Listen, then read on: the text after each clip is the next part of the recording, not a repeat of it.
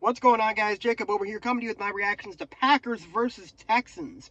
The Packers come away with a last-second 24-22 victory, a nail-biter to the finish line. No team got more than within a score of each other. Wow. First things first, I'll say the Packers probably should have won this game by about 3 touchdowns. I think they shot themselves in the foot an enormous amount of times. I mean, Jordan Love had 2 bad interceptions. They had a special teams error that after a 3-and-out, it led to a Texans touchdown. The second Jordan Love interception also led to a Texans touchdown. I mean, really, this game should not have been close. But at the same time, it's very, very encouraging, in my opinion, to see this team with everything that went wrong for them in this game, all the turnovers, all the dumb plays, the fact that they seemed like they couldn't get out of their own way, to still come away with a win against a 5-1 football team and C.J. Stroud, who is one of the best quarterbacks in the NFL. They held C.J. Stroud today to 86 yards passing. He had a 58.3 quarterback rating. That is so impressive. And, I mean, you know, the run defense at times looked a little bit shaky, but, I mean, the Texans had the ball under 2 minutes to go in the Packers' red zone. They needed, 3 stops and 3 stops to get the ball back. They stuffed the first 2 runs and forced an incompletion on the second one. So, I mean, when it counted, the defense stepped up huge. The run defense, too. Even though it wasn't the best all day, the run defense, it came through when it mattered. Same thing with the offense and the special teams. They were both very shaky. They were making a lot of errors, but they both came through when it mattered. Jordan Love led the team down inside the 30-yard line of the Texans. New kicker Brandon McManus made the field goal, the 45-yarder, which I have to be honest, I probably was not trusting. I probably would not have trusted Braden Narvison to make a 45-yard field goal with the game on the line. So Brian Gutekunst, I think, made the right call by switching kickers. And it's nice now that I feel like we actually have a consistent kicker on our roster, which is an awesome feeling because we haven't had that since Mason Crosby a few years ago.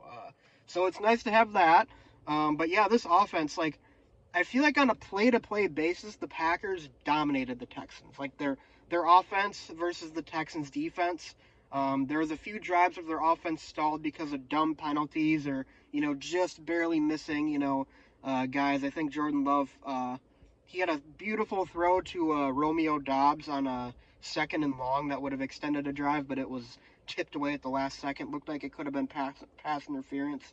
But, I mean, other than that, I mean, the offense looked fantastic. The defensive line, I think, for the Packers played really, really well, especially in passing downs. I mean, the pass rush was just, they were all over C.J. Stroud. Every single time he dropped back to pass, he was getting rushed. Eric Wilson, inside linebacker, came in for Quay Walker after Walker had to go out with an injury. Had 2 sacks. Made another amazing play on a screen.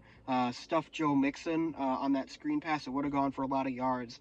But, I mean, he played a great game. He played a great game filling in for Quay Walker. I'm not really sure the extent of Quay Walker's injury. It looked like he probably suffered a concussion, though, because somebody's knee hit his helmet at the end of the play.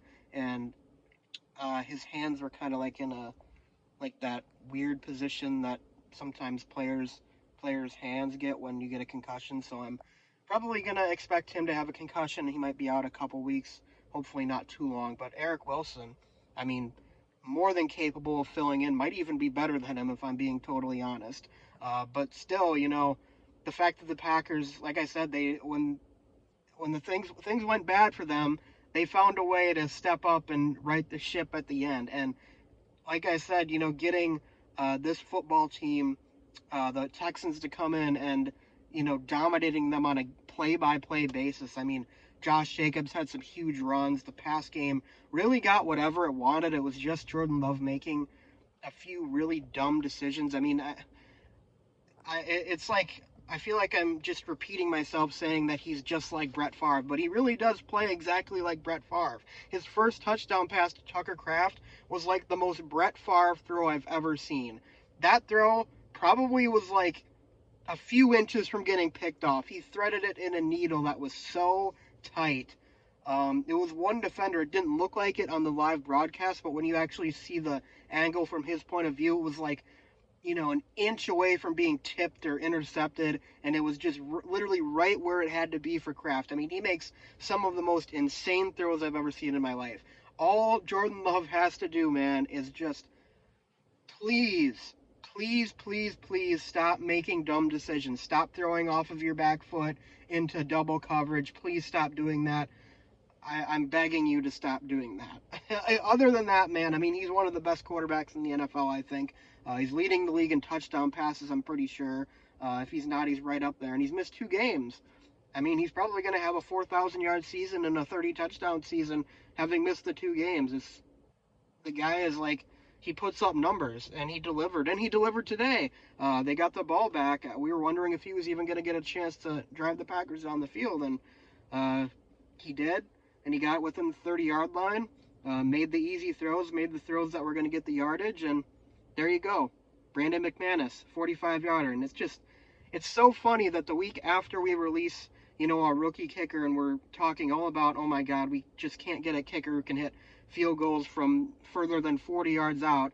And the next week after we release Narveson, the game comes down to a 45-yarder. And Brandon McManus made it. And it was a little bit nervous.